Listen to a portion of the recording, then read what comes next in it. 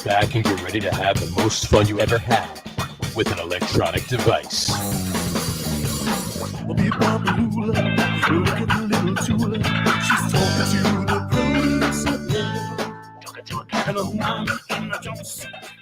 right, everybody, welcome out to the Get On With It Sports Show. It is Wednesday, May 18th, 2022. Jersey Johnny coming at you. With me, as always, is none other than Mr. RadioPete and Mr.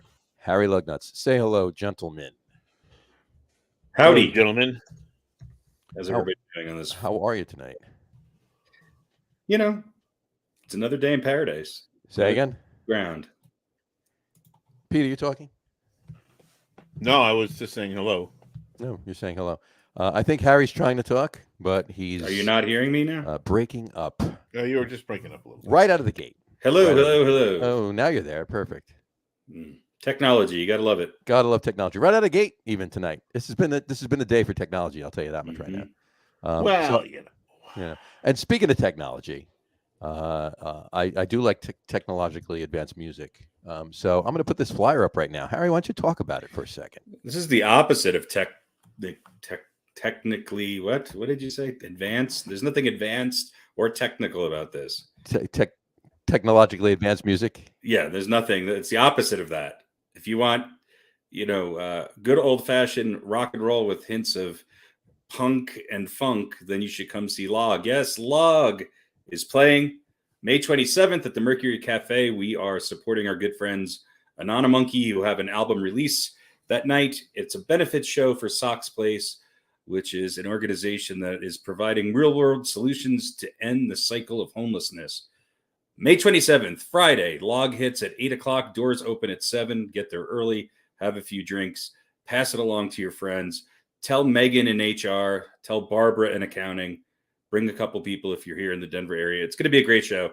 Anonymonkey is fantastic. And Log, well, we're at least entertaining, at the very least. So we got a bunch of new material, too. We are in the process of recording a new album, and we are probably going to play about 9 songs from that upcoming album at this show. So come on out and benefit a good cause, and we'll see you then. Very nice. Very nice. And you were definitely entertaining, that's for sure. That's an understatement. A ringing endorsement. Absolutely. We are entertaining, if nothing else. We are entertaining, if nothing else. But and then as far as we go, we can be entertaining at times. We have been known to be entertaining, but that's happened once or twice. Once or twice. Yeah, exactly. So anyway, so how are you, gentlemen, tonight? How is Denver, Harry? He looks like he wanted to say something and then he froze. No, it's expensive and hot. Can you hear me? Yeah. Oh wait, now I got to ask you: is Denver expensive and hot, or is your computer expensive and hot? My computer was expensive. It doesn't seem to like this Chrome bullshit, and Denver's hot already. It's it's nice. It's been in the 80s already, and nice. It's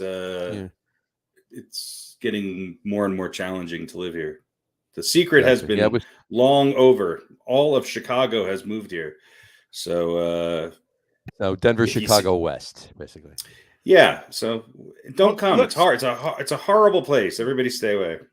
Yeah, sports-wise, it must be pretty hopping, right? I mean, well, yeah. I mean, the Rockies are still. I mean, there's a lot of white people in khakis watching hockey. Yes. Yeah. We had a couple good months. Only a game under 500 right now. University of Denver won the NCAA championship and then burned the streets down. So it's been.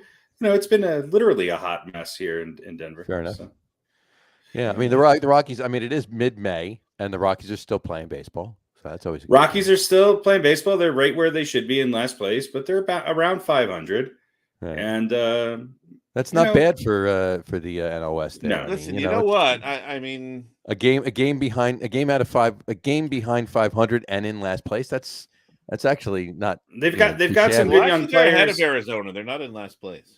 No, are they now? Okay. As of there you go. As of this morning, they were. By what? A couple games, 2 games, so you game. Somebody must have played today, and that changed. Yeah, they're a game ahead. Yeah. and 2 games in the loss column. 2 games. But here's the thing, though: given the other teams that are in that division, anything, and given the quality and the payroll and the money spent on building those teams, anything close to 500 is you got to be pretty happy if you're a Colorado Rocky fan. Yeah, I mean the top 3 teams in that league are arguably 3 of the best teams in baseball. Yeah, Yeah, absolutely, I agree. 100%. So listen, the goal should be not tied or behind Arizona for the Rockies this year. Right. I think that's a reasonable goal. The goal for the Rockies should become relevant. They need to become relevant. So maybe they could convince their owners of putting together a team that's here to actually win and compete with the best in the division, and not just sell craft beers to an ever-growing, well-heeled crowd of Lodoites. So, they make a lot of money by being mediocre. So there's no impetus for them to change. I don't think it will. We've had a couple seasons where they have excelled, but that was, I think, despite ownership's attempts at anything. Right. Yes. So fair enough. We'll see. We shall see. And you could tell me maybe tickets are probably more expensive than they should be, but maybe not that bad. You could get into a Rockies game for pretty cheap. I mean, especially if you go and sit in the rock pile or some of the bleacher seats or walk around the perimeter. You can always get a Rockies ticket unless one of the big 3 or 4 in town, the Cubs, Yankees, Mets, Dodgers. Right. That's a different story, sure. White Sox. That's a different story. The Mets are actually in town this weekend, right? If you say so. Yeah. Mets are playing the Rockies this weekend, so it's a good reason to stay away from downtown Denver. Bunch of Mets fans in one place. It will probably be about 75% Mets fans. I love the Max Headroom effect on Harry right now. Yeah, I don't, but I'm not rebooting and starting up again. So there's 2 options: we either deal with it or I log off and you guys continue. We finish by ourselves. See you in a couple of weeks. Yeah. So, no, I'm fine with doing that. I wasn't kidding when I said I love the Max Headroom effect on Harry right now. Yes, that is a reference that nobody under the age of a good one nonetheless. Yes. Thank you very much. Max by the way, was an MTV character. Yeah, you can look that up. I'm sure there's YouTube. Yeah, Google it. He was kind of like absolutely. the first pixelated asshole Max ever Headroom. on television. Yeah. And he sounds if you're interested, he sounds just like that. Yeah, just like that. Now, am I still sounding like Max Headroom? What was Max Headroom's real name? Max Headroom, Maxwell Head. I don't know. What was Max Headroom's real name? The guy who actually. No, the guy. Thurston Howell. A name, like Alf, right? The TV show, the puppet Alf or whatever. Can we dig any further into the name. back? Yeah. Right, exactly. He had a real name. Let's start quoting Mr. lyrics to really reel in the. It was Gordon Shumway, actually. Gordon Shumway. And that's it, lady. It's a new record. Shumway. It's a new record, ladies and gentlemen. We've officially gone down the dark shithole of obscurity within the first 5 minutes of the show. Exactly. But I thought you were going with there. Who was the actor that played Max Headroom? Was it Matt Frewer? That's the name that pops into my mind. Yes, that's what it was. You guys know these things. See, you're absolutely right. 100% right, Matt Frewer. Because those brain cells that have that memory don't have a memory of something good. That's because Pete actually auditioned to be Max Headroom. Well, they were going to do a reboot a few years back. Mm-hmm. Max Headcase. And you did get a call for an audition? You got a call back too, didn't you? It was going to be Max Headroomier. Max Headroomier. Max Headcase. I didn't make the. I made the first cut, but not the second cut. Max Head Cheese. Max Head Cheese. Exactly. Yeah. Anyway, project never got off the ground. So got off the ground. I win. Did Max Headroom pitch for the Padres in the 80s? I think that was part of it. He did. He pitched for the Padres in the late 80s into like early 90s, like 93. I think it was like 86 to 93. I think he pitched for them. So probably showed up on the scoreboard once or twice. Of course, absolutely. So, Anyway, all right. Well, speaking of, well, I was going to say Baseball. Max, but it wasn't Max. Speaking of baseball, there you go. Nice one. Sorry. Before you get started, John, just real quickly, Sure. Chicago is even at 18 wins and 18 losses, Mhm. and the Cubs are 5 games under 500. 5 games under 500. Yeah. There you go. For our Chicago. For Chicago. So, yeah, 18 wins and 18 losses for the White Sox, and the Cubbies are 5 games under 500. Yep. 5 games back of St. Louis. There you go. That's for our Chicago contingency. There we go. Now we can talk about real teams. Now we can talk about New York. Before we get to New York, though, I mean, what do you guys think about Matt Harvey? Obviously, you saw the suspension, right? I think his comedy specials are great, and I think his suits are even better. Fair enough. His mustache is fantastic. Mm-hmm. Yeah, I mean, it's a toss-up who was the best host of Family Feud. Yeah, he was. Steve Harvey is without I like a doubt Steve the Harvey. funniest. Yeah, but Matt Harvey was pretty good. Yeah, Richard Dawson was without a doubt the sleaziest, creepiest. I will tell you this: it's gotten a little bit more edgy. Not for lack of a better term, it's not super edgy, but it's gotten there, and I think it's because Steve Harvey knows how to deliver certain things. The one thing I don't like is there's a lot of questions that are about Steve Harvey. Like questions to pad his ego, like name the one thing that comes to mind when you think of Steve Harvey, Mm-hmm. And he's really good. But who else hosted besides Richard Dawson and Steve Harvey? Good question. Didn't somebody did? I want to say like Louis Anderson. Yeah, it was Louis. It was Louis Anderson. Louis Anderson hosted for a while. Sure, he was great at it. And then there might have been somebody else, like some other sort of professional game show host, who's been around, who might have filled in. Wink for a while. Martindale, and now Wink Martindale is the defensive coordinator for the Giants now. Yeah, talk about a change of career. Yeah, and he's gone. He's shaved 30 years off his life. Absolutely. Yeah. Well, it's football keeps you young. Keeps you young. Exactly. Look at Bill Belichick. Exactly. So the original hosts was, I guess, Richard Dawson and Ray Combs, and then Combs. Yeah, that's Louis Anderson, Richard Karn, John O'Hurley, and Steve Richard Harvey. Karn from the Tim Allen. Richard show. Karn. Yeah. Right. Who else?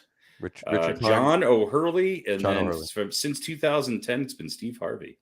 John O'Hurley was from Seinfeld, right? Yeah. And a lot of other stuff, but from there, yeah. He's that guy. I definitely remember Louis Anderson hosting it, though. Maybe he was just a fill-in here and there. Wasn't listening. I think I just said Louis Anderson. Yeah. You did? I didn't hear it. Yeah. Do they have the years there that they did it, or yes? Louis Anderson did it tenure, or Louis Anderson did it from 99 to 2002. Dawson probably did the longest. He had to have done it. Well, Steve Harvey probably now, since he's done it for going on 12, 13 years. Louis Anderson, 99 to 02, Karn, 02 to 06, John O'Hurley, 06 to 2010, and then Steve Harvey, 2010 to present. Really? 14 years? Yeah. For John O'Hurley. See, that's... No, 4 years. 4. Oh, no, wait, was it 06? Oh, sorry, 06 to 10, yeah. But Richard Dawson was what? For 30 years or 20 years? 1991 to... Yeah, I think he was doing it while he was still on Match Game, right? Or while he was still on Hogan's Heroes. 76. Going all the way back for that one. Yeah. It was 76 to 90 something. Yeah. So 76 to 80 something. I don't know. They don't have it all. Yeah. Are you on the official Family Feud website? No. 76 to 85 is when Richard Dawson did it. And then I think it went off the air for a while. And then it was rebooted in 88. Yeah, fair enough. Ray Combs was the host in 88. Wasn't not to be confused with Alan Combs or Sean Puffy Combs. Yeah. Ray Combs. And then 99 to present, I just went over. So you did. Very good. Very good, sir. All right. So speaking of Matt Harvey. I mean, if I have to say who's, if we're going to do top 10 Family Feud or Family Feud host. I gotta go with I gotta go with Richard Dawson. With Steve Harvey second, but without a doubt could overtake him. This is true. I'll go Ray Combs third, Louis Anderson fourth, Richard Karn last, and John O'Hurley second to last. So. Okay. Well, if you think about it, so Steve Harvey is definitely the longest one now because he's been doing it 12 years. You just said Richard Dawson was 76 to 84, 85. That's 85. So that's 9 years. So Steve Harvey's the longest tenure. The longest tenure. Yeah, because in 88, Ray Combs took over. So and maybe it was 70. So it looks like Richard Dawson was maybe the original host for 12 years. Well, you said it was till 85, and then This took says maybe it was off the air for 3 years. I don't know. Could be. Interesting. Combs was only there for a short period of time because then Louis Anderson took it over. Yeah. Nice. There we go. And there was a couple of years in there that Ronnie Cycli was the host. I remember that. Yeah, in 80 it was aired from 76 to 85. And then in 88, the series was revived and aired on both CBS and in syndication with Ray Combs until 94. Okay. So that was 6 years. Yes. There you go. And then on from there. So and then Ray Combs with Richard Dawson returning until that from 94 to 95. 94 to 95, yeah. And then in 99, the series was revived through first again. Yes, with Louis Anderson, then Richard Karn, then John O'Hurley. And now Steve Harvey. Steve Garvey. Steve Garvey is the new host. It was going to be Garvey. You heard it here first, folks. Steve Garvey, the new host. Yes. Is he still alive, Steve Garvey? Probably. Probably. Yeah, why not? Great first baseman. Absolutely. All right. So, speaking of Matt Harvey. Who cares? That's my take on Matt Harvey. Who cares? So I think our takes on Matt Harvey are we just talked about Steve Harvey for 5 minutes. Yeah, that's exactly it. I don't want to talk about Matt Harvey. Nobody cares. So what was he? What did he get suspended for? He's because of the drugs that was going around. No, I mean, how long? Oh, 60 days. 60 days. Yeah, okay. And he was supplying the drugs, or he got just the not doing he got the medication, gave it out. They're opioids, and he gave them out, and then the pitcher from the Angels wound up passing away. Right, but they didn't find him guilty of liable in his death or anything. Not so much. No, I don't. I'm not sure if that actually came up, but I don't think it is. If that were the case, I think he would have been suspended more than 60 games. Yeah, I think the criminal case has been completed, and he was not found guilty of any charges or anything. He's not manslaughter or anything like that. And so baseball kicked him out for 60 days. That 60. What is he in? Like AAA or something right now? He was. Was he on the? It's not on the Angels. He was on the Orioles last year. I know that. Was he still on the Orioles? He was down in the minors this year. Yeah, no, he was in AAA. He was in AAA. He did get signed to a minor league contract before, but I'm not sure if it was still with the Orioles or if it was in another team. If you're at AAA with the Orioles, well, I shouldn't say anything because the Orioles are actually looking not bad this year. They've much improved as they just got within one run of the Yankees here. I seem to remember the might have been the Royals too. So, yeah, Matt Harvey. Let's see. Well, it says here he was on the Matt Harvey of the Orioles. Story written yesterday. Oh yeah, still on the Orioles then. Distribution of banned substance. 60-day suspension without pay for distributing a prohibited drug of abuse. Baltimore Orioles. No, he was actually playing. According to this, he was in the majors. So I think they signed him to a minor league contract, but they brought him up. Maybe I guess it was. All right, Steve Harvey. Steve Harvey, pitcher for the Baltimore Orioles. Much more interesting. And retroactive, it's a 60-day suspension, 60-game suspension retroactive to April 29th. There you go. So he'll be back. Is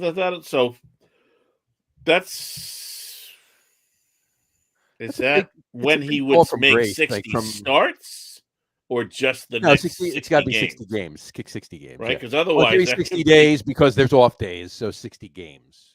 Right. So but not like every fourth game, No, 60 games, no. because that would be a Because then couple, the manager that'd be a could say, couple well, I was going to seasons start worth. him every game. So, so He's going to be our opener I was 3 only out of gonna- every 5 days. he was only going to start one game a year. So he's suspended for the next 60 The years. next 60 years. Ah. Oh, that would be great. There you go. Anyway, all right. A little bit of a fall from grace from what the Dark Knight used to be 9 years ago. What he was looking like he was amounting to be. I mean, well, I was talking about it with somebody earlier today. You think about what he was all the way up through that game. Was it? I guess it was game 5. When he was in the he had pitched 8 incredible innings and then forced Terry Collins' hand to let him go back out, and he, obviously didn't win the game. Did not win. Since that day, he's not who he used to be. And then granted, that was only, 3 seasons into his career. So it's been 7 years since then, He's only 33. Yeah. So. This just in, Trevor Bauer isn't thrilled about the length of Matt Harvey's suspension. There's the guy you want on your side. Yeah. Well, no, I don't think he's on his side. I think he's probably saying that, he's suspended for so long. Why is Matt Harvey only getting 60 games? That's probably what he means. He's not thrilled that it's so short. I gotcha. Would be my guess. Knowing what we know about Trevor Bauer, you don't think he's saying he didn't even choke a pitch. And he's only in 60 games. What the hell? Yeah. Yeah, what the hell's this bullshit? Drugs, that should be a 2-week suspension, Shaw. Yeah, he didn't even punch a chick in the head. Was Harvey drafted by the Mets? Yes. Yeah. Yes. I mean, he didn't. His first year, he only pitched in 10 games, I think. But he had a really good ERA. His second year, he had an even better ERA. And then he had that 1 year where he went 13-8. That's 5 years ago, 7 years ago. Yeah, you're right. He's 2015. That was the World Series year that they lost to the Royals. Yeah. I mean, last year he went 6-14 with a 6.27 ERA. Yeah, I mean his ERA has been above 7. Yeah, 6-14 with a 6.27 ERA is more like the Matt Harvey of late. Yeah. So, well, hopefully this Matt Harvey report has been brought to you by Max Headroom. Yeah. Max Headroom, Matt Harvey, Steve. Another cautionary tale. We always start off with the most fascinating, biting sports news of the moment. Right. Well, let's wrap up baseball by saying what's hey, teams are playing baseball and they're doing pretty good. So some teams are doing well. Yeah. Some teams are doing well. Some teams not so much. Mets, they lost their first series of the year this past weekend to the Mariners of all teams. And the much anticipated return of Jared Kelenic to Citi Field. Well, not that he ever really played in Citi Field, to the Mets anyway. Never materialized because he was sent down right before the Seattle Mariners came to New York for the series. But and you know what? It was close. They almost they came back again. They almost tied it, and Pete Alonso, unfortunately didn't watch ball 4 go past. And he didn't watch ball 3 go past either. He didn't watch ball 3 go past either. Yeah. So had he done that, the game would have been tied. Who knows? But whatever. Look, I mean, as a Mets fan, you guys have to be happy with where they're at, considering their best pitcher has been what? How many games has he pitched in the last month? No. So DeGrom, no. Yeah, I mean, it looks like maybe he'll be back in a couple of weeks. Maybe. Mm-hmm. I don't think they're in any rush to sort of push that. With what's going on right now, then 10 games over 500 with a 6-game lead against both, 7 games over the Braves. Sure. You got to be happy about that. And as far as Seattle goes, I mean, look, Seattle's not a horrible team. A lot of people pick Seattle to win the West or to be a wild card team. So I'd rather have them lose a set to Seattle. I'd rather them lose to Seattle than lose to Washington or Atlanta, right. or even Miami at this point, who is exactly right. They all have 17 wins right now. Exactly.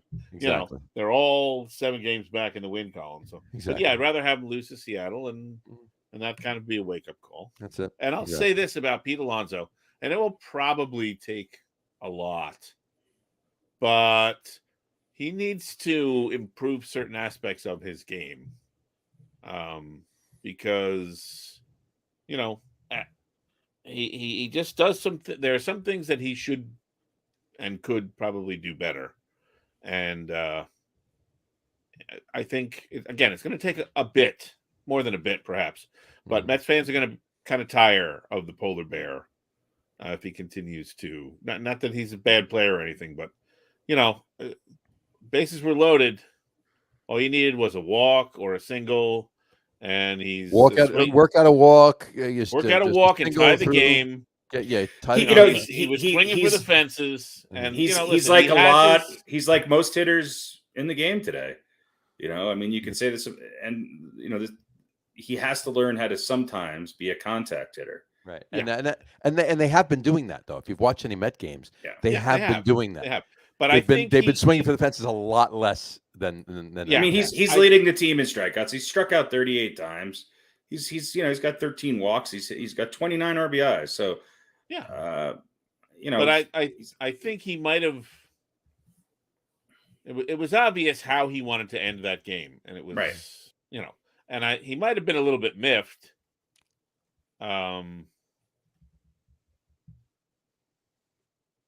At maybe he felt maybe a little bit disrespected because I think they walked him earlier in the game, was it? Yeah. Well, they walked Lindor before him to pitch to him. They right. Yeah, that's it. They loaded the bases by walking Lindor because that's third, it. They walked Lindor to load the bases. So now they're like, oh, we'd rather pitch to you. Right. And so then he comes up and he proves them right is what he did. Right. And, listen, he's made a few errors, which we talked about. And none of these things are monumental, but there's a cumulative effect. Sure. And, he's a fan favorite, and whether he wants to be or not, he's kind of a de facto leader on this team.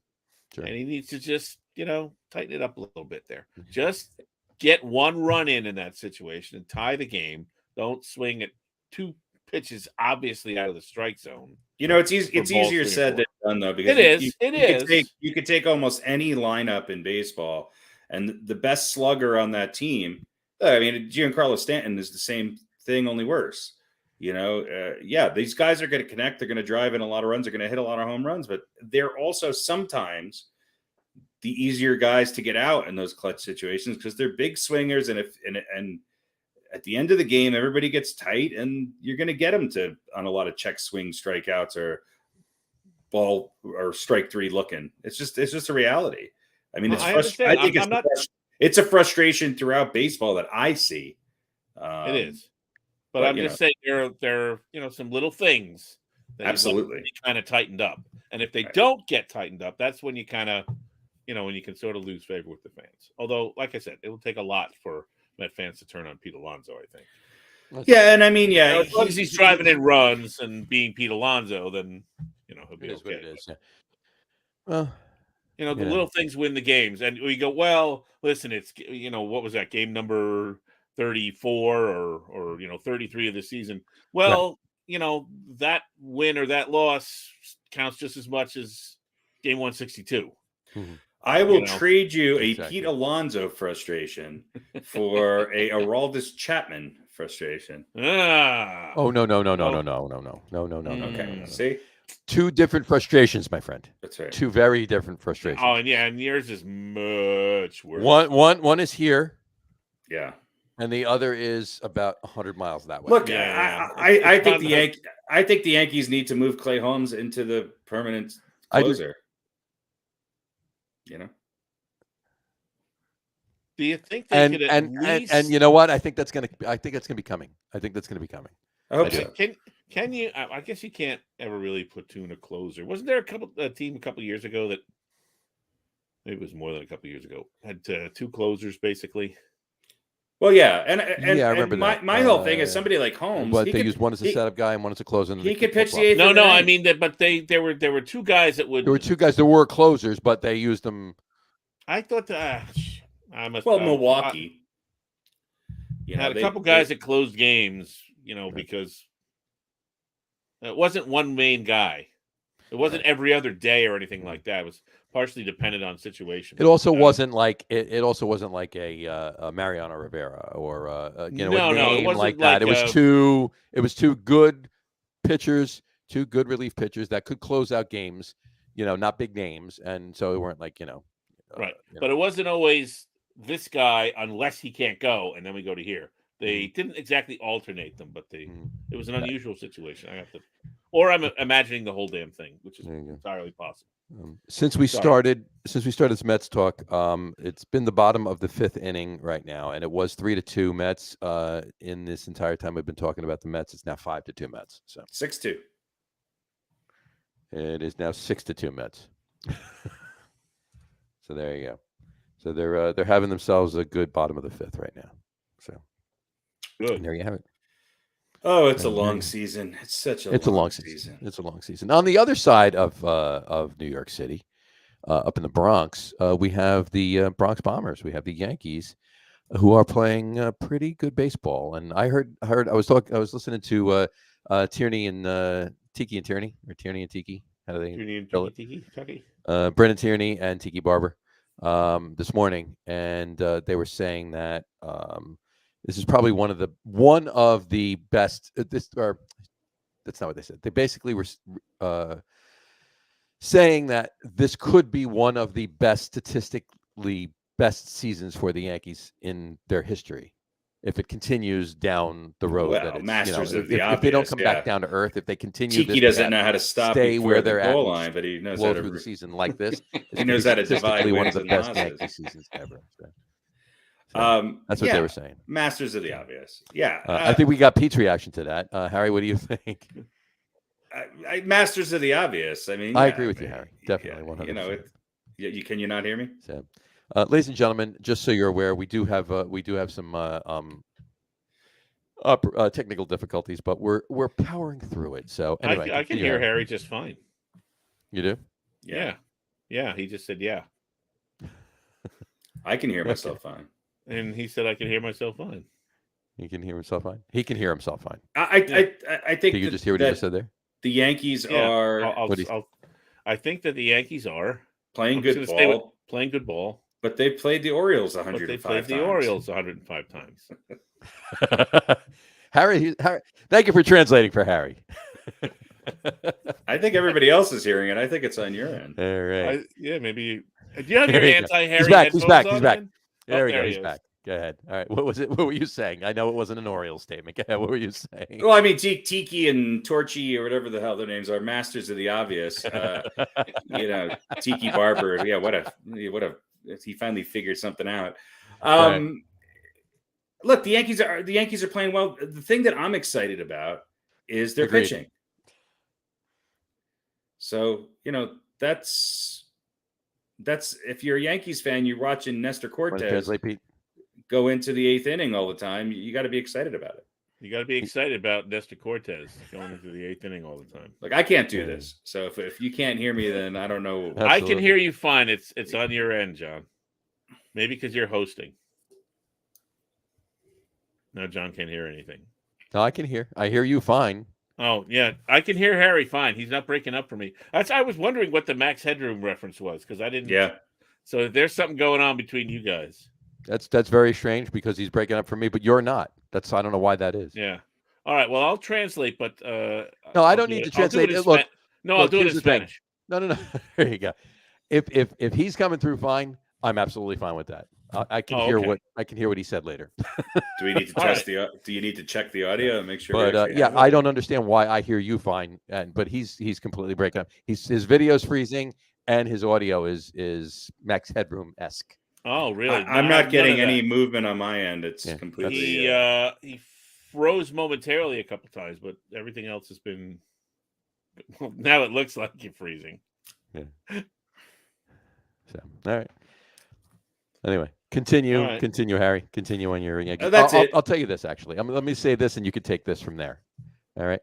The Yankees have 3, I believe,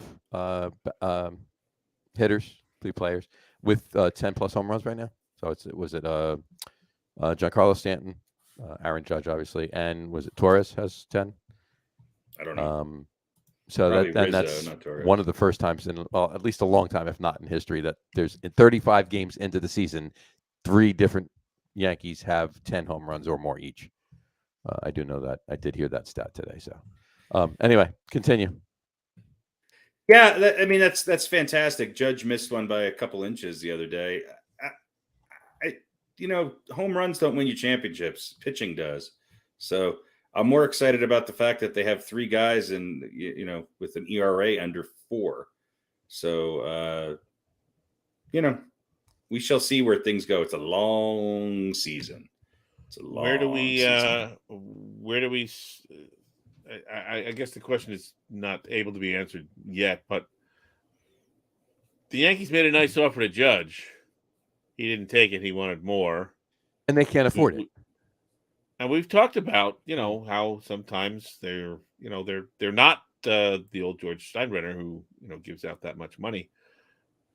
If he has a great season, free agency, somebody's going to want him. We know he wants to be a Yankee. Do they then cough up more money? Well, I mean, I think it's, of course, I would imagine ironic if he keeps on his tear and he keeps playing like he's playing this season. You have to pay him, right? Got to pay him. Yeah. But Well, isn't it ironic that in his contract year he's finally healthy and hitting again? Yeah, well, that's true. It's been a month and a half. A month and a week or so, right? Yeah. And he's still healthy, so. Yeah, I mean, I think if he gets hurt, if he gets hurt tomorrow, misses 6 weeks, then everybody's going to go, well, yeah, that's why they didn't sign him. Right. But exactly. It's obvious that he's go. the most valuable Yankee, with the exception of their pitching staff right now. As far as field players go, he's head and tails above everybody else. Stanton's having a good year, but the Yankees are sort of lost without Judge in the lineup. He also seems to play better when he's in the outfield. So,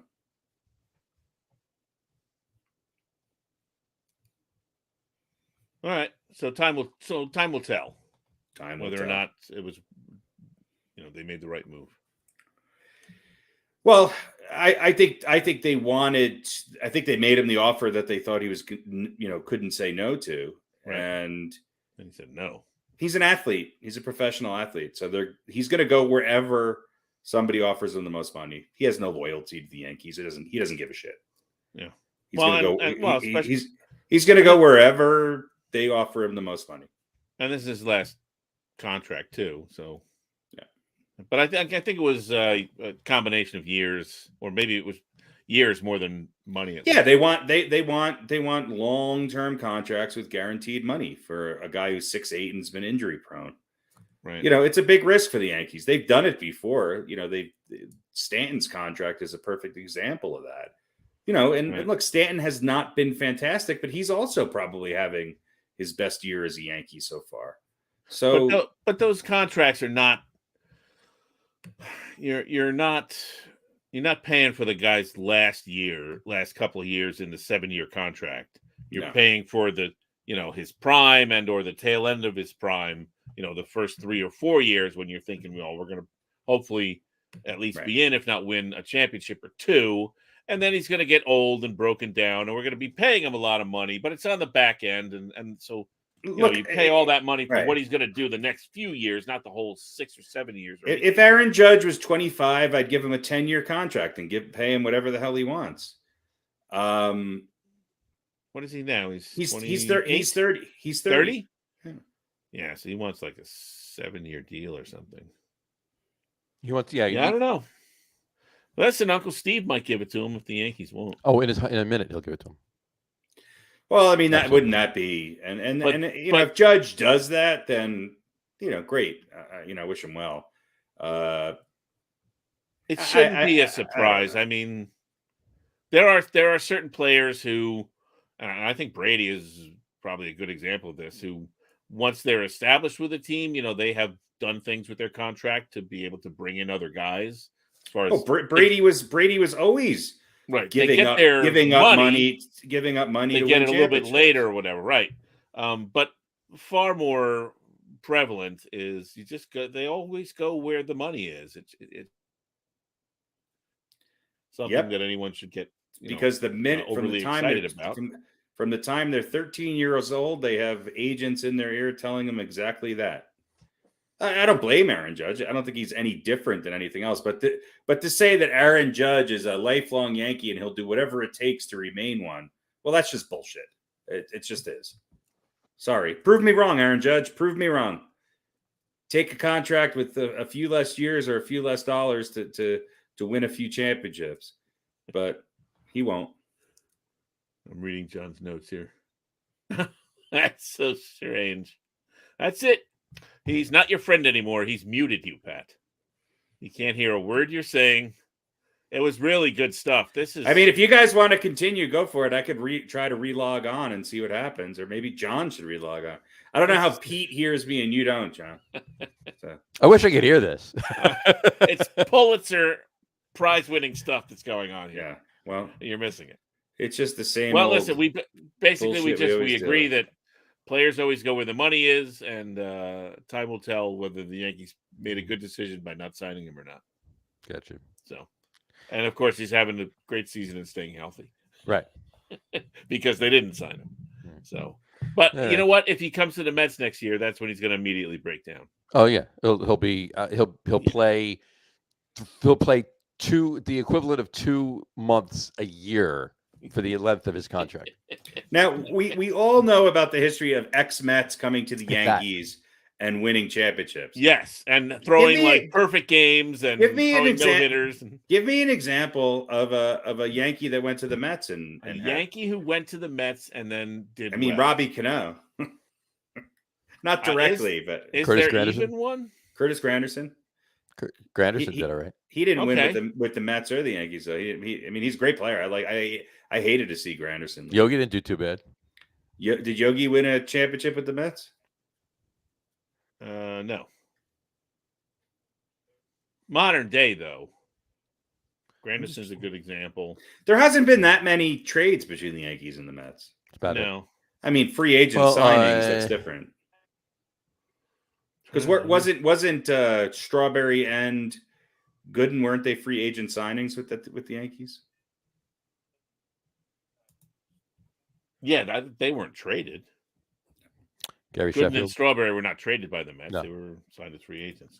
Gooden left. I mean, Strawberry was on the Dodgers and the Oh, right. And the Giants for us on the Yankees. Yeah. Strawberry left the Mets in '90. Let's see.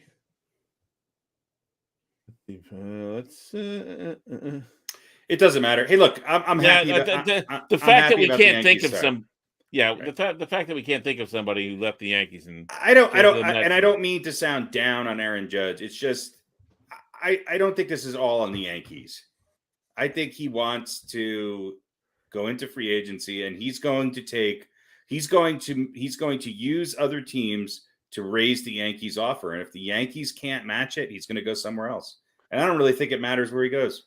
This is just Yeah, I agree. I don't think it. All right, I agree. I agree too, even though I didn't hear a word of it. Yeah, you should. Well, how do we fix this? I'm actually while you talk about that, Pete. Hold on one second. Pete, can you ask him if he wants to log obviously, off? and I don't understand why. I don't know. I just heard him say that just now. That's the first thing I heard him say in 5 minutes. So you heard him say he should log off immediately. I'm going to leave and come back. You guys keep talking. I'll see if it's me. That works. All right. So here's a quick list. Right, Cone went from the Mets to the Yankees. Right, directly. Let's see. I think so. No. Mets 87 to 92, Yankees 95 to 2000, and then back to the Mets in 2003. Gooden 84 to 94 Mets, Yankees 96-97, and then back for 2000. Strawberry left the Mets in 90, went to the Yankees in 95. Yep, so pretty big stretch in between there. Robin Ventura went straight from the Mets to the Yankees. 2 years with the Yankees. I think when I think of Robin Ventura, though, I mean, didn't he play with Milwaukee before the Mets?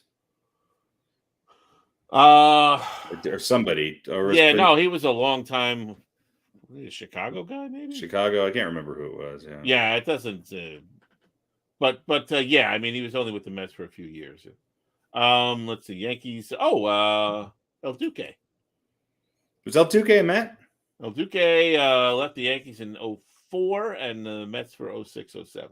That's because the Yankees could never find his birth certificate. They didn't know if he was 50 or 70. Yeah. Beltran left the Mets in 11, on the Yankees for 2 years in 14 to 16. Yeah, these Yankee years were nothing to write home No, about. that's what I'm saying. Like, the Mets didn't get really Granderson. No. 13, left the Yankees in 13, 3 years with the Mets until 17. There hasn't been a lot. I think Cone, Gooden, and Strawberry are obviously the big names that. Yeah. Ricky Henderson. Yeah. His time with again, these are guys who were fading, if not faded. Yeah. Well, that was the Mets MO for years. By the way, I hear you fine now, Harry. Okay. All right, there we go. Whatchamacallit? I don't understand. Now, I get it if I didn't hear Pete either. That I get. There was an issue with it. I just don't understand why I didn't hear you, but I heard Pete. That was weird. Oh, Al Leiter. Al Leiter. Yankees to the Mets, but not until like 10 years later. And that was the Mets. That was the Mets MO for years. Sign a fading player.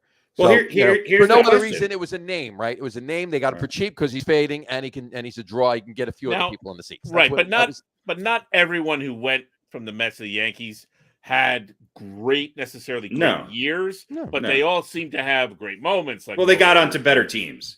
Especially those guys. There was at a time when the Yankees continually added talent, even though they may have won the World Series, but they added talent. They brought who would you say is the best person that went from the Mets to the Yankees and had the best effect on the Yankees and career and everything else? Cone. You'd say Cone? Yeah. I disagree. Who are you going to think? I would say Joe Torre. Well, not as a player. But I just said person, so I just all right. As a player, I agree with you, Cone. So maybe Buck Showalter is the opposite of that. Maybe. I do think everything's happening in reverse now. Look at the Mets signings. Okay, they went out and they got at the time the hottest free agent and supposedly the best shortstop in baseball. Mm-hmm. Right? They paid him the moon to get him. Okay, they went out and got arguably the best free agent pitcher this year. Mm-hmm. They got 3, maybe 4. What I would say upper echelon free agents that were not superstars, but were guys who were very coveted and filled out their roster really well. Mm-hmm. Meanwhile, the Yankees are doing exactly what the Mets did in the 90s and in the early 2000s, is they're going out and they're getting the Josh Donaldsons and the Anthony Rizzos to say that they got a name and they got somebody, and look, the verdict's out on Donaldson. Rizzo's fine. This is more of a team thing with the Yankees. My point being is that none of the signings that the Yankees did, is helping them. The best piece of all of that is Kinky Falafel at shortstop, right? Because he might be the best pure. He's a guy who's filling that Brett Gardner role. He knows how to work a count. He knows how to get. He's a good defensive player. He just seems to get on base, and he's hitting much better than people expected. Everything else, and Gary Sanchez is gone, and the dark cloud behind the plate is over. Right. And where is another reason why you're saying that too? Where is Brett Gardner right now? Yeah, exactly. Right. And but like 15 years ago, you know where Brett Gardner would be? Mets. On the Mets. Yeah. Yeah. It's also because they don't have to sell their house, But look, the reason why the Yankees are so successful right now, and I will give credit where credit's due, is that they're some of these pitchers are finally healthy, and some of these guys that they did sign or bring up are just pitching really well, right. and they're consistently pitching well. Now it's a long season and there's a long way to go, but if the Yankees pitching stays within 80% of what they have been, they're going to be tough to beat by anybody. Because I don't think, other than maybe the Mets with the healthy DeGrom, I don't know who else has a line. Now, it's not big names. Nobody thought Nestor Cortez was going to become the ace in the Yankees lineup. And that's great. If Nestor Cortez needs to start a playoff series and you can bring Cole in against the number 2, I'm all for it. Now, Garrett Cole's pitched pretty good since we talked about his troubles early in the season. Again, the Yankees don't have the toughest schedule right now. They had a long series with Chicago. Chicago's below 500. They played the Orioles a bunch. They've played a Red Sox team which is not performing nearly as good as what they thought.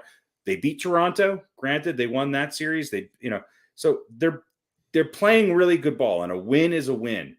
But it's a long season. So I'm going to I still think they don't have the ability. They have 3 runs against the Orioles tonight. Okay. So they're putting a lot of pressure on their pitching staff. They explode for a whole bunch of runs in some games, but they always seem to have these games where they're striking out a lot. They're not getting, the Yankees have 1 walk tonight. 1. That's not the Yankees. That's not the Yankees. They won the other day with no hits.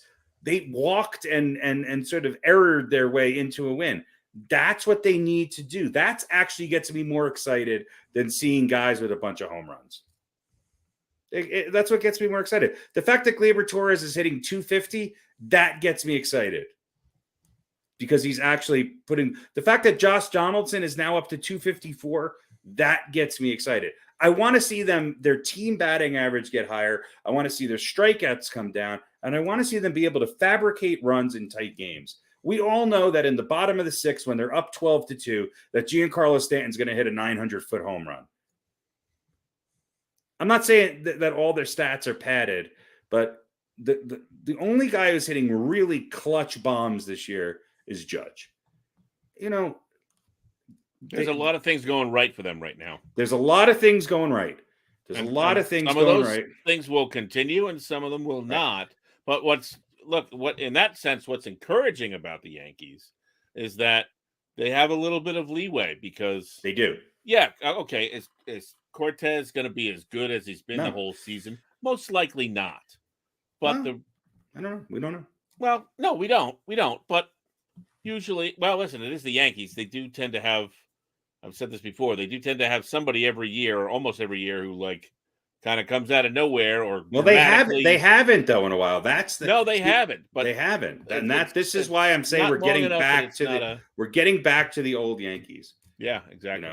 But even if he doesn't pitch spectacularly and just pitches pretty well, they have other good pitching to cover. And here's what I like about Cole tonight and Cortez the other day is that they're pitching into the 7th and 8th inning, which now allows Clay Holmes to pitch a 2-inning close, for lack of a better term. Yeah. To me, that's the recipe for the Yankees, because early on, when they weren't as hot as they were now, when every pitcher was coming out in the 4th sometimes, they were using 7 pitchers in every game. That is what wore on them last year, and that's going into the playoffs. That's what hurt them, because they had to, play in the play-in game, and they need to win the division and have their ace ready to go when whoever it is that's going to play them. That's how the Yankees have to get back to being the Yankees, and I think they can. There's a long way to go, but I like the fact that they're at least building up a pretty substantial lead early in the season. And, maybe some of these teams will start to be out of it. Maybe Boston might not be competing for the AL East. Maybe it might be a 3-team race or even a 2-team race. But that helps the Yankees, because it also helps at the All-Star break and at the trade deadline of who's available and how many people they're fighting against to get that middle reliever or that outfielder. Right. Yeah, and if Boston doesn't, again, it's a long season, but if they don't turn it around, we talked about whether all the wild cards are going to come from the East. Well, if Boston doesn't get their shit together, I mean, they're a game ahead of Baltimore in the loss column. I think that's been the biggest surprise to me this season so far. How bad they've been. Yeah, they don't seem to be. They could. I think they could get better and maybe be in the wild card mix, but they've got the talent to bounce back. Yeah, but it's a long bounce. Because again, they're not bouncing over lousy teams who happen to have been playing well while they're a good team that isn't playing well. They'd have to bounce over Toronto, Tampa Bay, and the Yankees to get somewhere, in that top 3. So that's a big thing to do. You got to hope those other 3 teams have something of a collapse while you go on a run, and that's probably not very likely in this division. Yankees just won 3-2. Here's 2 stats I'm going to throw at you that I think is the biggest improvement with the Yankees this year. Garrett Cole pitched 7 innings, no walks. Clay Holmes, 2 innings, 1 hit, no walks. They only had 6 strikeouts between them. No walks. Mhm. That is how you win baseball games. You do, that is what drives me nuts about Chapman, is that every time he comes in, he seems to have control issues, and he's putting himself in a situation where he's making every Yankee fan on the planet a nervous wreck because he's just walking. You cannot have a closer that walks anybody. You can't. Not if you're going to be a successful team. And so, look, this is a big win. Yeah, they beat the Orioles only by 1 run. A win's a win. The Yankees have still not lost a 10th game yet. 28-9. Pretty happy about that. But, and the Mariners are beating the Blue Jays. Right. In the top of the ninth. But look, Tampa Bay's not going anywhere. And guess what? The Angels are pretty damn good, and Texas is a lot better. And Houston, well, guess where they're at now? They're back. So the American League is going to be really tough. Not saying the National League isn't, but looking at this first month or so of the season, I think the American League might be a little bit stronger compared to last year than overall. Yeah, it looks like the Rangers are starting to figure it out, and those moves that they made are starting to come together. I mean, weren't they like 2 and they got off to a terrible start. So. But but again, they've got a couple of good teams ahead of them. But when you're talking about the wild card, it's just a good enough record. You don't want to play Tampa Bay. The Yankees are off to an amazing start. Tampa Bay's 23-15. You don't want to have to play Tampa Bay. You don't want to have to face the Blue Jays. Minnesota's off to a hot start, and we all know that Chicago is going to get better. At the end of the day, the White Sox are going to be there. And look, in the West, you got the Astros, the Angels, and the Rangers. That's tough. Yep. It's tough. Yeah. It is tough. And Oakland hasn't started to do anything. But Oakland hasn't done what Oakland does usually. But they're a team that usually in the middle of the season just eats up wins. So they'll be. They lost a couple of key figures. They took a beating in the offseason. They lost more than their usual amount of people to free agency. So, gotcha. All right. And Milwaukee looks good. Yeah. And Milwaukee's pitching is just they're like last year. It's just incredible. All right. On that note, hold on. Yeah, I don't think there's anything. Milwaukee, the Mets. Hang on 1 second. That's you. Bless you. I felt that coming on for 10 minutes. Milwaukee and the Mets are. Dodgers have the best record in the NL. Mets and Brewers are tied for the second. Mets are about to win though. Mets are going to win tonight, but. And then Yankees just. Best record in the MLB. Yeah. Listen, it's really cool to have 2 of the best teams in baseball in New York. Yeah, it's 2000 all over again. 2000 all over again. Let's just hope the end result is not exactly the same. Well, I'm hoping it is. Armando Benitez isn't on the Mets anymore. So you know what they're going to do if the Yankees have more of an Armando Benitez than the Mets do this year. This is true. Yeah, Armando Benitez changed his name. It's Aroldis Chapman. Yeah, you got Chapman. Yeah, there is a lot of similarities there. If the Yankees play the Mets, instead of having a first pitch, they're going to have a first bat. Roger Clemens is going to be the honorary Yankee, and Mike Piazza is going to be. He's going to throw the first bat. That should be a carnival game. I think that'd be great. Yeah. If you can dodge a wrench, you can dodge a ball. Yeah. There you go. All right. Here's the Dodgers look good. Here's one thing I want to bring up real quick. We know about Pittsburgh and Cincinnati the other week, right? Cincinnati throws a no-hitter for 8 innings and they end up losing. Right. To me, right? So there have been 1, 2, 3, 4, 5, 6 games since 1901 that were won by a team that got 0 hits. I don't want to go through all that, but here's the thing that this got me thinking about. Good. And of course, Cincinnati did not get credit for the no-hitter because they didn't have to pitch the 9th. So, But here's what I started thinking about. What if now we have the guy on second base extra innings rule? Mm-hmm. What if a team has thrown 9 innings, no hit ball? First of all, I don't know how I feel about the combined no hitter. I guess I have to accept it. It's a thing. It's a no hitter. It's still a no hitter. It's still a No, no hitter. no pitcher's getting a credit for it, but the team is. It's a no hitter. Yeah, it's weird because used to be back in our day when a guy was throwing a no hitter, you left him in the game until he gave up a hit, or unless he was walking the stadium. But Right. we know that doesn't happen anymore. So okay, fine, that's what it is. It's like a gangbang,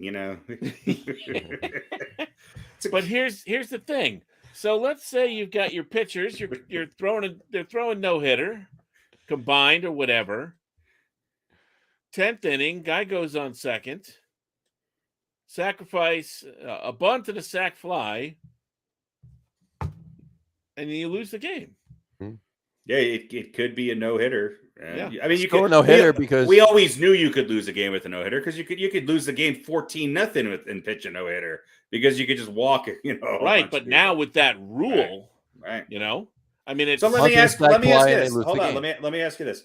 If you say somebody pitches through the 9th and they go out for the 10th, it's tied up and they got a runner on second and they strike out the side and their team scores in the bottom of the 10th and wins, is it still a perfect game? Why not? I would think so. A perfect game means no one's reached base. But it's a ghost runner, right? There's nobody reached base.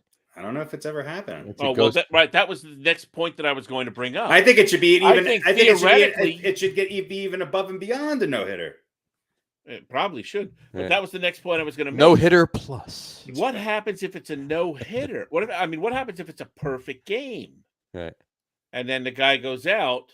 Now, let's say you're the away team, or I guess you're the home team. So they, school, it doesn't matter which team you are. Mhm. You throw 9 innings of perfect baseball, and then without a hit, that runner's coming home. I mean, Major League Baseball. Let me tell you something. If How that ever likely happened, is it to happen? Almost probably never. Let me right? tell you something. Hugely unlikely. If but a pitcher, hugely unlikely happens sometimes. if a pitcher threw a perfect game, and his hitters didn't give him one fucking run of run support, he's going to be pounding the shit out of them with a bat. All right. Probably rightfully so. But how, if that happens, Major League Baseball, I mean, how do you deal with that? How do you deal with that? They have to change this runner on second rule. Yeah, I mean I don't know if nobody thought of that, or honestly, if they just think it's so unlikely it'll never happen. There's no way he's not going to get credit for. Well, I mean, if he loses the game, does he get credit for the no hitter? I don't know who gets credit for that runner. Nobody That's gets credit maybe for the- the runner. It's got to be nobody. Nobody. He didn't. His pitching didn't put that runner on base, but be it a walk or a hit. It was. Yeah. Rob So if he's on the mound- Rob Manfred placed that runner on second. So if he throws a perfect game, Mhm. the runner does not go against him. It can't. How can it go against him? There's no way that runner can go against him. And I here's agree, the easiest, but then here's the easiest way to figure it out. Then he Here's the loses easiest the way to game. figure it out. What's Look his at the stats sacrifice? and find out any runners on second that have scored. Does it lower the ERA or raise the ERA of the pitcher? If it doesn't raise the ERA of the pitcher, then it's not an earned I'd say run. we could look through the rules. It'll be interesting. It'll be interesting if it ever happens. Yeah, But I mean, I think they need to change the rule so that it Right. can't ever happen. You Well, can't. they got to you get rid. can't They have a just, guy throw a perfect game and then lose 1-0. yeah. Has there ever been a That's- 10 inning? Let me ask you this question. I don't even know if this is the case. Has there ever been a 10 or greater inning no hitter? I don't know. Good question, Jimmy. Check it out. Question. Jimmy, get it. We'll have an answer next week. You will have an answer. But, Well, 2 weeks. 2 weeks. Oh no, what? We'll have you an answer next week. There you go. We will have you an Yeah, answer sure. next week. We'll have an answer. There you go. We'll have you an answer next All week. right. Well, let's move on so we can keep this thing moving a little bit. Are Yeah, we done with? We're done with baseball. Let's switch. There's no football to talk about tonight. We got a little bit of basketball, and a little bit of hockey to talk about. So let's talk about a lot that. of basketball. Whole lot of basketball. Well, there's only 4 This games. is the so time of year. yeah. So Oh, come on. all right, This let's is talk some basketball. Basketball. All right. playoffs. So how happy are you, or pissed off are you, or irrelevant are you to Milwaukee? Well, I was pulling for Milwaukee, but Mhm. they if Chris Middleton was there, I could safely say I think they would have won one of those last 2 games. Right. I agree. Boston's tough, Yeah. but I think Milwaukee would have won it. This is what good teams have to do, though. You have to consistently stay ahead and make sure you have people. Look, Drew Holiday played great. Giannis averaged almost 32 points a game so far in this playoffs. Well, he's done, but I mean, but they lost guys like PJ Tucker, guys who don't show up a lot in the stat sheet. But boy, how many times you see PJ Tucker or making a big stop? Still playing. So I think Milwaukee needs to tinker a little bit. I think they need to get a little deeper so that if one of their big 3 gets hurt, which always seems to happen. Look, Miami's winning without one of their big 2 on the court right now. I think they need to. They're a little short when it comes to guys who can catch and shoot and create their own shot. And some of their big guys are getting a little long in the tooth and did not have the playoffs that they had last year, including Portis and Lopez. But it's hard to repeat. They'll be back. They'll be back next year. And when you're missing a guy like Middleton, all those Middleton's a great player. I mean, 24 right, points a game. 24 points a game. Those periphery players, when they don't have great games, it hurts you even more, right? Yeah. Right. Because you're not getting that 20 to 25 from Middleton every night. Middleton's also 7 assists a game in the playoffs. So, he's an important part of that team. They won without him before, but it's going to be tough. Right. The big story here is, and it's so lovely to watch, is the absolute meltdown of Chris Paul in a big game again. Mm-hmm. Yeah. I mean, how beautiful was that? Wow. And not beautiful for Suns fans. It's not just Chris Paul. That whole team. No, they were not prepared. They were not prepared to play that game. Yeah. No. They looked like the Mavs looked like they realized, as they should, this was a do or die game. They came out with energy. They were ferocious. They said, we are going to win this game. Golden State looked like, well, we're Golden State and we had the most wins and we're just going to do what we do. And we're probably going to win this game because we're a better team. They were slow. They were listless. And then once it's hard, to see everyone, like no one on a professional basketball team be able to shoot. And once that kind of settles in, well, then nobody wants to take the shot. Right. Tons of turnovers. Too many turnovers, and they just weren't prepared to radically change their offense. Dallas came out and just accelerating. They were rough and tough and ready to go. They came out like they wanted to win that game. Golden State came out like they figured they were going to win it. They just had to be themselves. Mm-hmm. I mean, there's enough. There's 3 guys in the playoffs averaging over 30 points a game, and 1 very close. We'll call it 4. Mm-hmm. So I mean, you got Giannis, Luka, and Jokic. Jimmy Butler's just under. Right now, if you're going to say who's the MVP of the playoffs so far, you got to look at Doncic or Jimmy Butler. Yeah, Jimmy Butler was. I'll tell you what, Luka he played a good game. How's that? Jimmy Butler's played a couple really great games on a team that, look, he went to a team, and Jimmy Butler is an old school guy. Say what you will about him. Look, if the Sixers were not idiots and kept Jimmy Butler, they would have never had to made the James Harden trade, and they would have gotten rid of Tobias Harris and what's his name years ago. Mm-hmm. They'd still be playing. If Jimmy Butler was still on the Sixers, they'd still be playing. He is a guy who, if you look at him year after year, he understands when it's playoff time. And he's doing what he did 2 years ago. He's right now with Kawhi Leonard not on the court playing. He is the best 2-way player in the NBA. Right. And look, people can talk all they want about Doncic's liability on the defensive end. I don't think it's as big. I think it's because he's a white Euro, and they just love to say that none of them can play defense. He's not the best defensive player, but he is by far. He took that team and said, "Follow me. We're going to win this thing," and they did. It wasn't remember the beginning of that series, he was hurt. Yep. So this is it. I think it's been a really interesting playoff so far. That's for sure. And I don't count Boston out. I think this Boston-Miami series is going 7. Yeah, I mean, Boston had obviously a pretty bad quarter, and some of that is obviously due to Miami's defense. But Boston is missing a couple pretty critical guys. Yeah, obviously their best defensive player was out, who may have, maybe would have been able to put a little bit of a kink in some of the free lanes that Miami was getting. And to the I basket. think he's supposed to be coming back for game 2. So yeah. Right. Boston, Miami, like Boston to Boston.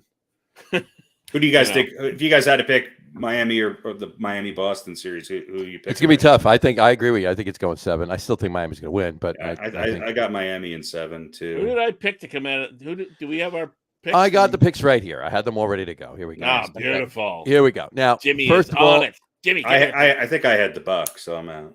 All right. You, Harry, you had the Suns playing the 76ers in the championship. Oh, I did, didn't I? Yes, you did. And you had the Suns winning. I had the Suns playing the Bucks in the championship, and I had the Suns winning. Okay. Pete, you had the Suns playing the Heat in the championship. And you unfortunately had the Suns winning. But you were the only one that has a team left in this race here. So, yeah. But well, look, this so if I win. No. If Miami does get to the, you win the garbage bowl. I lasted longer than any of you. You lasted longer, yeah. So if Miami does get to the finals, you picked it right. You picked it right. One series longer. Yeah, listen, that Golden State or the Phoenix collapse was, monumental and ridiculous. And I mean, was it as big as the 76ers collapse? I mean, granted, that was a series before that, but yeah, I think the 76ers collapse is as monumental. Yeah, I mean, that was pretty bad too. The Suns were a number 1 seed. They were the best team in basketball during the regular season. It's not like they lost to a 2 or 3. What was Dallas, a 4th seed? 5 seed? Dallas 4 seed. 5. They were 5, weren't they? 4. Wasn't Golden State 4? 4 seed. Golden State's 3. Dallas is 4, Jazz was 5. 3. Yeah. Jazz was 5. So in the East, it's 1 and 2, and in the West, it's 3 and 4. Mm-hmm. How do we feel about Dallas's chances against Golden State? I think they'll make it a series. I think Golden State will win in 6. It's Golden State and the Heat. It's the Warriors and the Heat in the finals. And honestly, it's gonna be a good series, but I gotta lean to Golden State. I don't know, man. I mean, the way the NBA is right now, it's just you can't play defense. Not the kind of defense that would knock any of their shooters up the game. The one thing that Golden State does struggle with is durability. I don't wish any injuries upon them, obviously, but sure. That's one of the things that I think is going to be a little tough for them. But I'm looking forward to. I think that Golden State will probably win tonight, but I think Dallas will make it a series. I just don't think Dallas has the depth to keep up with Golden State. I wouldn't rule Dallas out of this. I mean, of course not. I agree. No, but I think they win this series. All right. Well, because I agree with everything you're saying, but here's what I'm looking at. All right, Golden State 4-1 over Denver, right? Which was a one-man team. Mm-hmm. Then 4-2 over Memphis, but that was a much different series in the last couple of games without Morant. Yeah. Mm-hmm. And those wins were tough. But you look at Dallas, okay, they beat Utah 4-2. Utah's a pretty good team. Well, and we know they could win on the road. Yeah, and then they went 7 games and took out the best team in the NBA. And again, yes, Phoenix, you have to say to some of that what happened to them. Maybe the weakest, best team in the NBA. Yeah, but some of that was them choking. And some of it was due to Dallas's defense. But I mean, you take out Utah, you take out the best team in the NBA, whether they're the weakest, best team in the NBA or not. Like, why can't you take out Golden State? Here's my only reason for that is that the reason why I think Golden State has an advantage is that Golden State's two best players can shit the bed for a game and their team can still win. Yeah. Yeah. So tonight, Steph Curry is 4 of 10. Klay Thompson's 0 for 4. Okay. But Wiggins and Looney and Poole, they're all contributing. Okay. Yeah. And If Draymond's the right kind of guy to guard Luka. Right. Well, I think he's good at guarding bigger guys in the paint. I mean, I think Luka's going to dominate because what is Luka? I mean, is he a point guard? He's the biggest point guard since Magic Johnson, but he kind of is. He's kind of a point guard. I think you're going to have Poole on him. I think you're going to have a lot of people on him. That's the one thing that Golden State does is they make great adjustments and they play the best team defense in the NBA. It's not really about one person. It's about they react without thinking to situations better than any team in the NBA. And they're all really good, or at least average to better than average defensive players. Right. I think that Dallas's length could get to Golden State a little bit. And I think Miami's length could get to Golden State a little bit. The biggest challenges to Golden State were teams with dominant centers, and there's none left. Mm-hmm. So this is just sort of paving the way for Golden State. There couldn't be an easier path for them, because I think somebody like DeAndre Ayton would have given Golden State way more. He would have dominated against Golden State way more than he was able to against Dallas. So I think it's going to be 6 or 7. I'm still going to stick with Golden State in 6. We'll see. If Dallas can sneak one of these first 2 games, then I think it goes 7. And then it's anybody's ball game, because I think that they're just the team of the year and they're playing, they got nothing to lose. Yeah. And they're getting great contributions. Guys like Dinwiddie, who have not been, all of a sudden they're playing at their best basketball of the year. They're going a little deeper into their bench. We're seeing the emergence of Brunson. Okay. Bullock, ex-Nick. Yep. Playing significant minutes and playing really good basketball and is a good defensive player. So he's got more some minutes than anyone else tonight. He's got a lot of length. He's a good defensive player, and he's gonna break up some of that mid-range jumper and movement that Golden State has. But I still think Golden State wins tonight. I think if Dallas can win game 2 in Golden State, then it goes 7. If not, I think it goes 6. And look out. Dallas is going to be one of those teams in the offseason with an owner that's willing to spend. A lot of people are going to be looking at Dallas. I mean, right. I think James Harden was just traded there. And they don't need much. No, they don't. They don't. And so look, they're kind of playing with 2 point guards. It doesn't really matter anymore. I mean, is Luka really a point guard in the traditional sense? No. Is Steph Curry a traditional point guard? No. This is what the game has become, though. And Curry's got 12 points, but he's plus 14. So Golden State is one of those teams where they don't rely on one guy to score 35, 40 points a game. Miami does, especially with Lowry out. But Dallas does. Okay. Yeah, that's the thing, that Golden State doesn't rely on one guy, but they've got a couple of them that can. But they got 2 that could. They got 2 or 3 who could score 30 or 40 at any time. Yeah. Right. So that's the only reason why I give Golden State the edge. Look, Golden's. You have to say, I think Golden State's the favorite to win the championship right now. I said it. Yeah, I mean, it's easy to say. It's the Heat and the Warriors, and I think Golden State's. This might be the easiest path for them. Yeah. But I don't know if they're.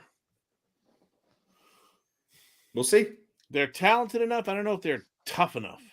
Boston and Miami are both tough. I was going to say, honestly, I think Boston would give Golden State more of a. If you can get, I think if it was 1999, I think if it was 1999, then yes, Golden State would have a tough time with the Heat. If you can get a little bit physical with Golden State, though, but you just can't do anything without it being a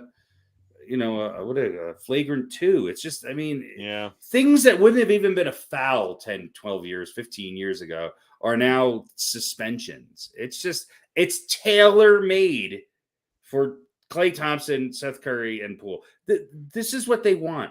They want Golden State to win. This is what the NBA wants. Oh, boy, here we go. Here we go. No, but I mean, look, since the Bulls. He's not wrong. Since the Bulls, okay, we've had the Spurs, which did not, I loved watching it, but no average fan wants to watch Tim Duncan methodically dominate in the low post. Right. Okay. People don't even know how to post up anymore. When the Warriors went on their that's not an attraction. How could that be? When the Warriors went on their mini spree, the NBA started getting popular again. And it's all because of Seth Curry and his chuck him up with no ability to guard him type of thing. He's great. He's the best shooter in the history of the game. But you were able to lay some wood on Reggie Miller and make it a series. You can't do that anymore with these guys. And so it's tailor-made. It's tailor-made for Golden State to win it this year. All right, so let me ask you this. Golden State or the field to win the championship? I hate it because I don't want them to win. If my gut tells me Golden State, there's something about Miami that's really intriguing to me. And I would love to see Jimmy Butler get a championship. And I would love to see them beat Golden State. But in my gut tells me they just don't have enough to do it. John? I think Golden State's going to win. All right, I'll take the field. Yeah. I'll take the field. Fair enough. I will write it down. I will notate it. I think it's going to be. Pete thinks one of the other one of the other three teams is going to win it. Yeah, I think the Warriors are going to. I think the Mavericks are going to defeat the Warriors in the finals. Yeah, I don't know if it's going to be Dallas. Western Conference, man. I don't know if it's going to be Dallas. I think it's going to be whoever comes out of the East. But whoever comes out of the East, you're going. So you're going with either whoever comes out of the East. You think Golden State's going to win? I think they're not going to win. All right. So I got GSW for Harry and I, and Mia /Boss for Radio. Or Dallas. I'm taking the field. That was the bet. There you go. That was the bet. That's true. Well, yeah. I mean, if Dallas defeats the Warriors in the exactly. So then there you go. So if Dallas defeats the Warriors, then you've won. Yes, right. You've won without even waiting for the. It's Golden State's going to win, or someone else will win. That was all right. Fair enough. Right. I will say this officially. I hope you are right. I do too. I have to concur. Now, isn't that it? Now, I wonder if that is a kind of a nationwide sentiment, right? Because Golden State, maybe not with you guys, and not necessarily with me. Well, they were the golden children, right? People love Golden State, right? But it's because this new generation of fans grew up with them being dominant, and they love it. But do you think it's as prevalent now, or there's more guys like us that are like? There's no big teams left. There's no big teams like Miami. There's a lot of Heat fans, and I think that Jimmy Butler doesn't have. I think if you take all the stars on these teams, I think Luka and Curry and are probably the top two. Then Jimmy Butler and Tatum. People don't watch. They don't see that. They don't see the intricacies of what those two guys can do as much. So, yes, Golden State is still probably the most popular team. Well, there's a reason for that. The NBA right now. The younger fan, the younger. I mean, let's face it, male fan. The younger, the teenagers in their early 20s. They're not fans of teams anymore. They're fans of players. Exactly. That's it. So, I mean, and I can tell you right now, just my son's the same way. He'll, he used to be a wherever Durant was playing, and now he's a wherever Kyrie Irving is playing. So, okay, so obviously now he's a Nets fan right now, but that's it. He follows, and they all do. His friends, all of them, they have their players wherever they're playing. That's the team they're rooting for. End of story.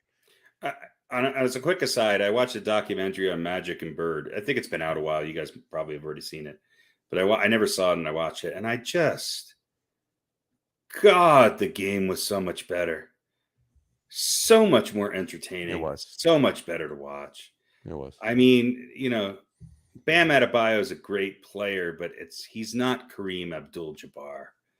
I mean, it's just it's but everybody says that, right? No, I mean, look, combine 5 of the best players on Golden State and Dallas, and combine the 5 best players on Boston and Miami. Neither of them come close to the teams that the Celtics and the Lakers had at that. Sure.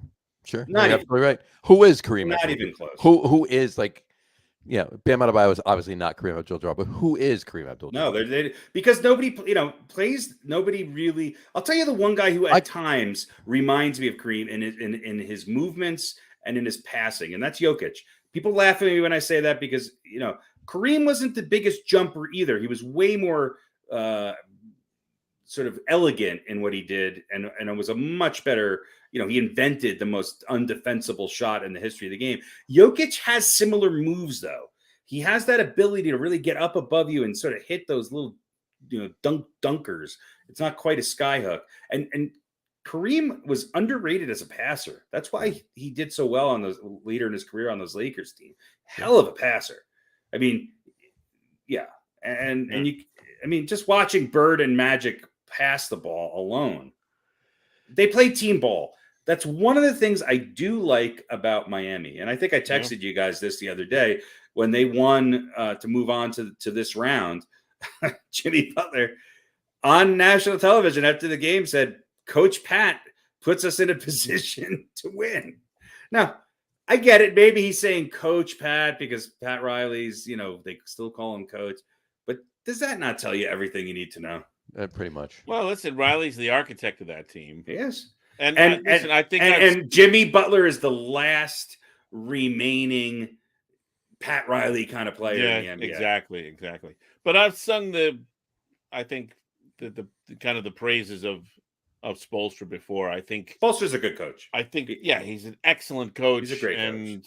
And what he does is doesn't get a lot of press, right? He doesn't make noise, he doesn't make waves, and he's every great coach has had great players. Mike and the Mad Dog and Stephen A. Smith were talking about this morning and arguing about it.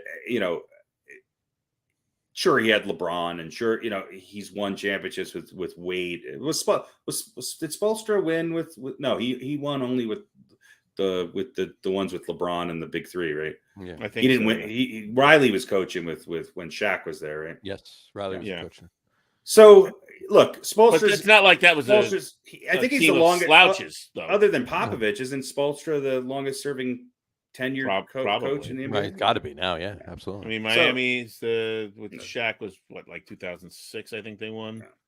I mean, if you look at coaches that had a system and had guys who bought into playing the team basketball, other than Greg Popovich, Eric Spoelstra is probably, especially now, this team has talent, but it doesn't have more talent on paper than these other teams. They're just outplaying them. Yeah, well, they play better team ball. And look, I mean, he did win, 2 with the big 3. Right. But, there were a lot of people who were expecting more than 2. Right. They consider that not a failure, but, below expectations. Well, they did sort of Dirk Nowitzki punked them. And, listen, you could say it was karma for that whole introduction thing where we're going to win, 6, 7, That was just bad form. Right. And Wade got old quick. Yeah. I mean, when that first season, that was still Dwayne Wade's team. By the end, it was LeBron's. Mm-hmm. So, but how many years did Dwayne Wade carry that team? Oh, well, he won it 10 years. Well, how many years between Shaq and LeBron?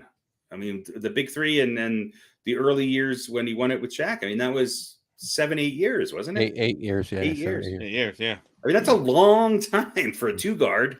Right. Yeah. Well, especially when you're the man. Right. He wasn't just he's a good player. He was the guy. Best player to ever play for the organization. Mm-hmm. Yeah. Maybe we should discuss that next week. We should talk about that. I think we should discuss next week. We definitely should discuss the Heat. I think it's a good idea. All right. That's my take on basketball. I think it's been a fairly interesting postseason. Just some big collapses. And boy, the Philadelphia 76ers is Chris Paul had a good playoffs until the last 3 or 4 games. Mm-hmm. I mean, when you have to say the biggest disappointment of these playoffs has to be James Harden. I mean, by far. Wasn't he the biggest disappointment in the playoffs last year? Yeah. I mean, I think So the he's got a record going. Sixers took a big gamble. You know, I don't think they're as close as people thought they were. It'll be interesting to see what they do with Harden in the offseason. Right. Yeah. All right. We'll discuss more on that next week. Obviously, especially focusing on the Heat next week. We'll do it that way. Before we go to hockey really quick and then wind up the show, I just want to tell you I did think of one player that was absolutely matched, was absolutely Kareem Abdul-Jabbar. Who? Lou Alcindor? Yeah. I knew there was a dad joke coming. Obscure reference and dad joke wrapped in one. Nice. Wrapped Well in done. one. Well done, Yeah. sir. Well I done. try. All right. Let's talk a little hockey. The Rangers lost. Rangers lost Yeah. in overtime. 2-1. Yeah, that means nothing. No. Yeah. Well, I mean, they were down 3-1 to the Penguins and won. So, but yeah, that was a game. That was a good game. Carolina's a little bit better than the Penguins. That was a good game. That was overtime too. I said it was a good game on Sunday night. That was pretty good. Yeah, and they worked their way back. I mean, they down 3-1. They had to win 2 games. 5 game sevens, right? 5 game sevens. Pretty much. I think so. Yeah. Pretty much. So, but yeah. Well, look, the Metro. It's 1-2, right? Yep. Carolina and the Rangers. Mm-hmm.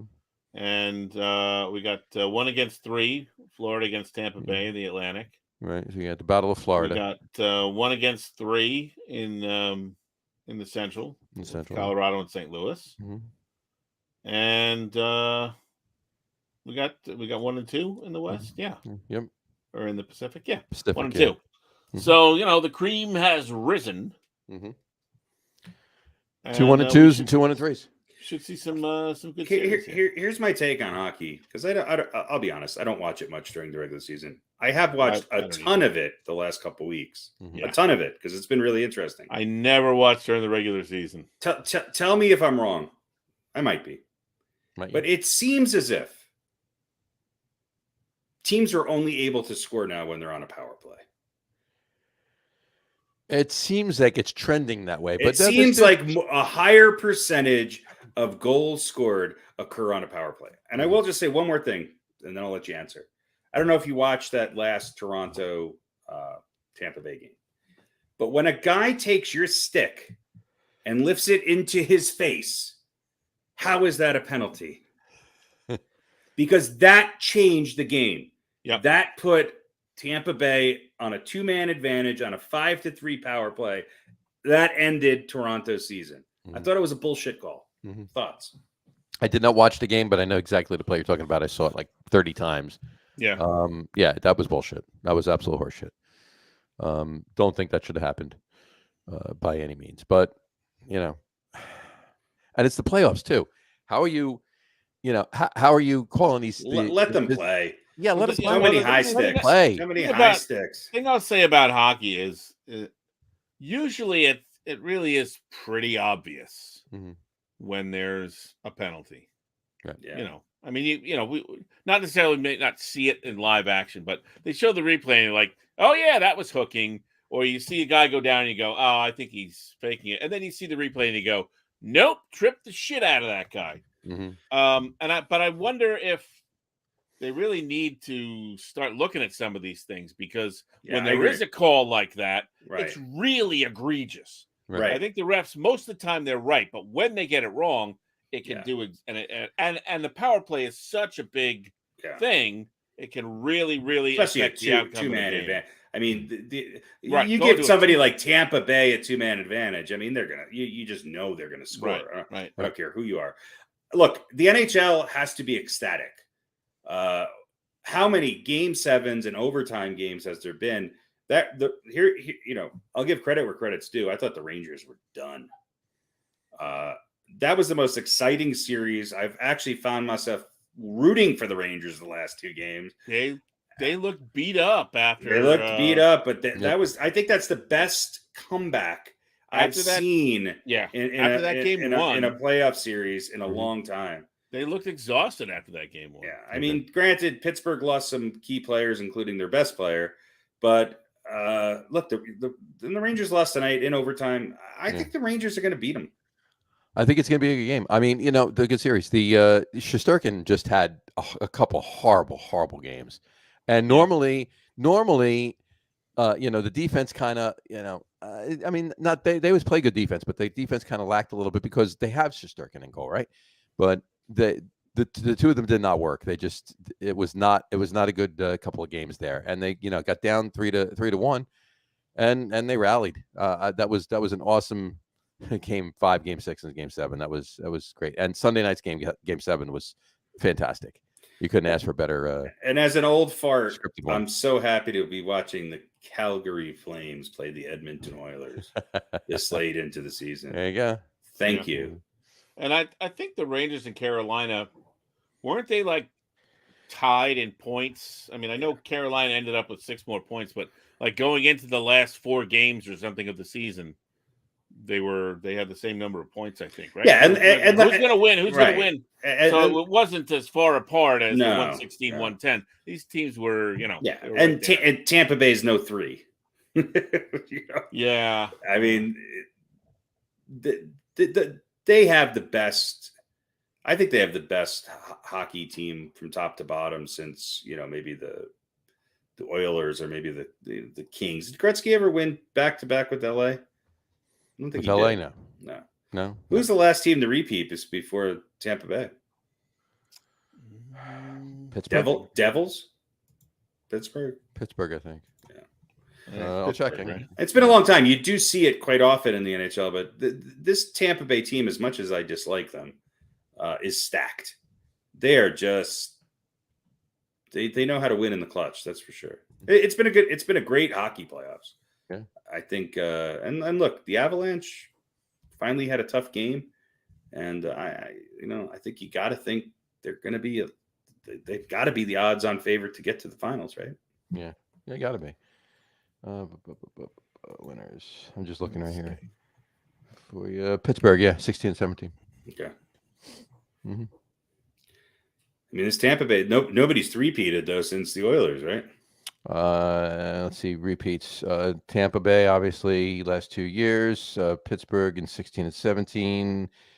Blackhawks had 3 over the course of 6 years. I didn't say that. That wasn't my question. I know. It's just I'm scrolling back, so I'm looking. Devils, no, they're 3 apart. So no. Red Wings had back-to-back in 97, 98. Last repeat. Oh, here we go. Penguins again in 91 and 92. It's the Oilers. It was the Islanders before that, and then Oilers never 3-peated. They didn't. Oilers 1-2, then the Canadians 1-1. Then the Oilers 1-2. The Islanders. So it's the Islanders. The Islanders 4-peated was the last 3-peat. Wow. And then right before that was the Canadians. Canadians 4-peated. Or Canadians with a 4. Canadians. You never talk about that. Yeah. Boy, those Islander teams were great. Yeah. All right, that's hockey. And then for the 60s, with the Maple Leafs had a 3-peat. That's right. Maple Leafs. The Saskatoon Slick Riders were. Yeah. So. Well, I don't know, man. I should not want them to win, but I kind of like the idea of Tampa Bay winning the third. I hate them, but I know. I feel like I should hate them, but they're good. But I hate the Rangers. I guess I could root for Calgary. Root for Colorado. Yeah, root for Colorado. Yeah. I mean, root for the Rangers. So, come on, Colorado's got a great team. I'll tell you right now, if the Hurricanes beat the Rangers, I'm rooting for the Avalanche. So that's where I'm going. But I think you're right, Harry. I think the Rangers are gonna. Yeah, it could go 7 again, but I think I hope they lose. The Rangers are gonna. Rangers so much. That's because you're a Devils fan. I know, and I'm not even a big hockey fan, but it's not even. I'll tell you what it is. I was in high school when the Devils moved to Jersey, right? And there was this guy named Greg that I just didn't like him. He was just a dick, and he was like the biggest Rangers fan. Greg the Dick. Yeah, Greg Bartome or something like that. Greg, if you're listening, call in next week. Bartome, you were a dick then, and you're probably still a dick now. And he was a huge Rangers fan, and so I was just like not a hockey fan, and I didn't even know what Long Island was, let alone who the Islanders were. Being from up in the sticks at farm I was going country. to say you didn't even know what Long Island was. No, I didn't. He Now, still here I doesn't. am. He Call it. No. You still don't know what it is. I don't know what it is. I hate it now. Somebody told him he's on the Upper East Side. Yeah. And The Upper East Side of Long Island. This is not Westchester. So I just was like, no, I'm a Devils fan, just because Greg the Dick was a Rangers fan. So. Right. Well, I became a Devils fan too because there was always free tickets. Sure. Oh yeah. For years. I'll be years honest and with years. you. I've gone to so many more Devils games than I have gone to Rangers games. I mean, I was an Islanders fan early on because of the same reason. Because all the kids in grammar school and then into junior high, we started junior high in 7th grade, so we were really young. But all the kids that were Rangers fans were assholes. So I was like, "Fuck you! I'm going to root for the Islanders." Yeah. So I never tried. Devils. My father was a Rangers fan. That was it. So I was a Rangers fan, and that was the end of it. However, believe after the second cup, so 81, I went out. I got an Islanders pennant and hang it on my wall in my bedroom. It was there for about 2 weeks. My father hadn't come into my room in about 2 weeks, and he came in my room one night. I was doing my homework. Came in my room. He's like, "What the hell is this shit?" He ripped it right down off the wall. He didn't even notice the El DeBarge poster. or the Chicago the band pendant. the Chicago, yeah, exactly. So, or the grab a Heine poster on the wall. Oh, remember the old Study Hard? Yeah. Posters. Yep. Oh yeah. So, all right. So whatever. So there you go. So we'll keep an eye on hockey as well, obviously. So go anyone but Rangers. Exactly. All right, folks, we're gonna actually wrap the show up at this point for tonight. This is gonna be different. We're gonna do something a little different. Next week's show is going to be purely what we do from this point on in the show. So next week's show, we'll have our top teams list. We'll have our quiz. It's another baseball quiz this week. We'll have our old balls segment. We'll have our over under, a couple other little things. That'll be next week's show. Pete brings up stupid shit. The Pete brings up stupid shit hour segment. Hopefully not too much of that. What I love. Here's what I love. According to Harry, the over-under is his favorite part of the show. It is. And Pete happened to pay attention to something and he's talking about it. It's probably his least favorite part of the show. And so I'm happy that I can be a generator of both of those things. Both of those things, exactly. So but we'll be doing that. So we'll talk to you next week on all of those. We'll wrap the show up for tonight. At this point, we want to thank everybody for watching. And for those of you just listening to the audio podcast, thanks for listening. Don't forget to visit our website, www.getonwithitpodcast.com. That's getonwithitpodcast.com. And please remember, like us and follow us on all of our social media, Facebook, Twitter, and Instagram. Just search for the Get On With It podcast. And, of course, all of the shows are available on YouTube as well on the Logger Room channel. Remember, we go live with the video podcast on both Facebook and YouTube every Wednesday night around 7:30 Eastern Time. And for those of you who just want to listen to the audio podcast, you can do so on Apple Podcasts, Spotify, TuneIn, Stitcher, Google Podcasts, Amazon Music Podcasts, and iHeartRadio as well. And if you haven't done so already, please subscribe to one or more of those feeds and you'll never miss a show. Again, thanks for following along with us. Have a great rest of your week. Have a wonderful weekend. Keep watching the NBA playoffs and the NHL Stanley Cup playoffs as well. Watch a lot of baseball, and we'll talk to you next week, folks. Take care. Cheers. Log, May 27th. Let's throw it back up there. Mercury Cafe. There you go. Log with the Nana Monkey, May 27th at the Mercury Cafe. We hit at 8 p.m. sharp. Doors are at 7. It's a benefit show. Please spread the word if you can. Thank you. Make sure you tell Hilda from accounting. That's right. It's Barbara. Barbara from accounting.